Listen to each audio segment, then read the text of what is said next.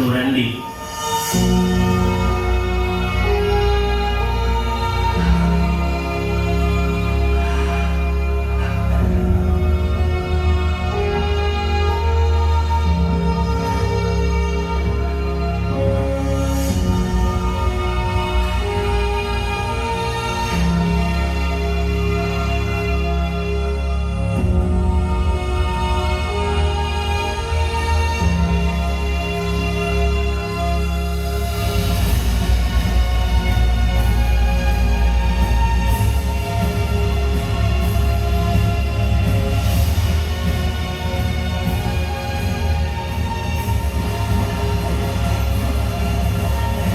యాకోబు కరువు కాటకాల దేశాన్ని విడిచి వచ్చాడు.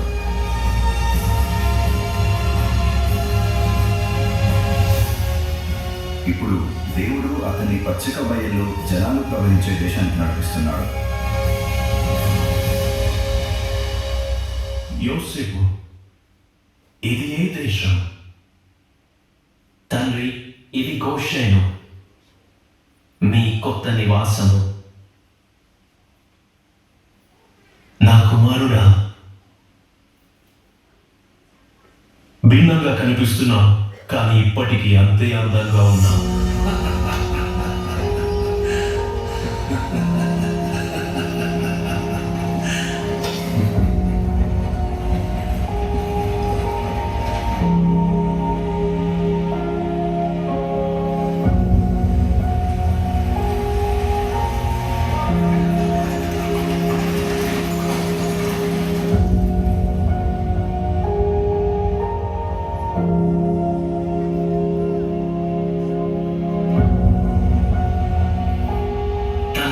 మీరు సౌకర్యంగా ఉండాలని మీకోసం ఇక్కడ గుడారాన్ని సిద్ధం చేశాను. నువ్వు నా దగ్గర ఉన్నంత కాలం అంతకంటే సౌకర్యం అవసరం లేదు కుమారుడా.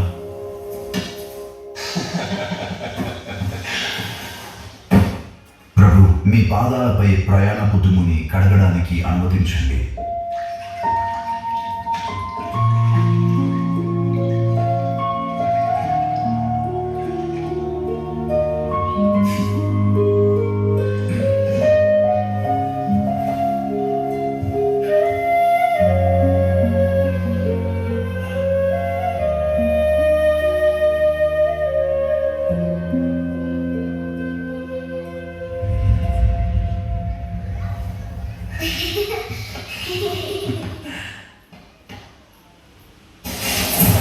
ప్రియతమా, నాతో రా.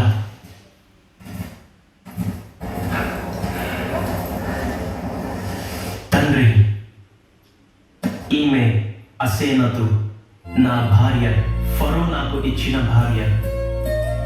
వీరు మీ మనవళ్ళు మనష్షే మరియు ఎఫ్రాయిము. 22 సంవత్సరాల తరువాత యాకోబు తన కుమారుడు యోసేపును మాత్రమే కాదు, తన మనవులను కూడా మొదటిసారి చూస్తున్నాడు.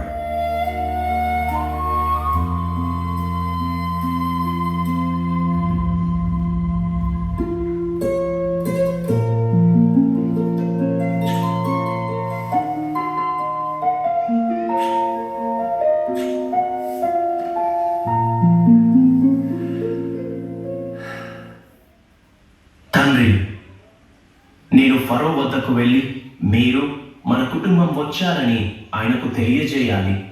వెళ్ళు నా కుమారుడా, దేవుడు నీతో ఉండుగాక. ఫరో ఎదుట ఆయన నిన్ను దీవించునుగాక.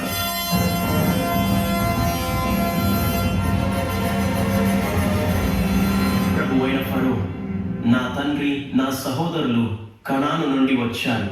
వారిప్పుడు గోషేనులో స్థిరపడ్డారు. వారిని తీసుకురండి, నా ప్రధానాధికారి కుటుంబాన్ని చూడాలని ఉంది.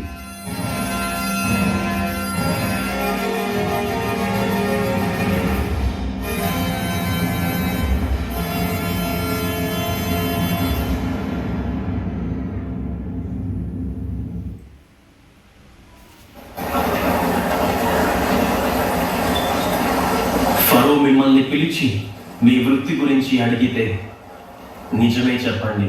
మేము గొర్రెల కాపరులమని చెప్పండి.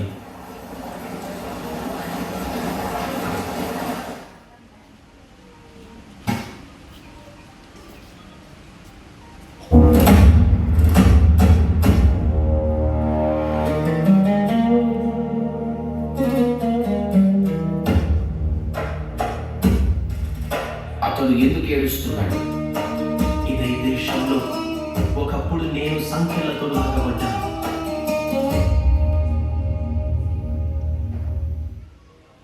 ఈరోజు నా తండ్రిని ఫరో సమక్షానికి తీసుకువస్తున్నాను. దేవుడు ఎంత గొప్ప గౌరవాన్ని ఇచ్చాడు.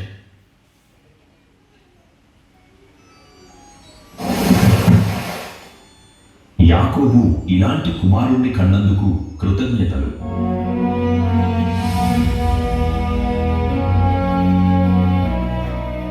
జప్నాత్మనేహు ఐగుప్తు దేశమంతటికి ఆశీర్వాదమయ్యాడు. అతడు లేకపోతే ఈ దేశం మనుగడ సాగించేది కాదు.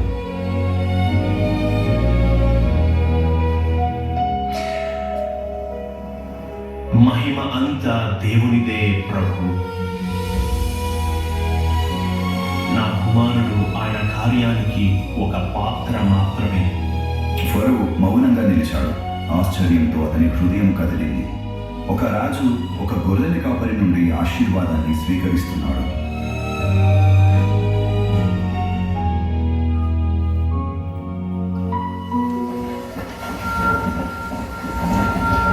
ఒకప్పుడు యాకోబు కుటుంబం సవాళ్ళు, కష్టాలు, అనిశ్చితి మధ్య నడిచింది. కానీ ఇప్పుడు వారు సమాధానం, సమృద్ధి వైపు సాగుతున్నారు. ఇది యోసేపు చేసినది కాదు, దేవుడు చేసినది. ఎందుకంటే దేవుడు ఒక కాలాన్ని నిర్ణయించినప్పుడు ప్రతి అడ్డంకిని ఆశీర్వాదంగా మార్చి తన వాగ్దానాలను తన సమయాన నెరవేరుస్తాడు. ఎడారిలో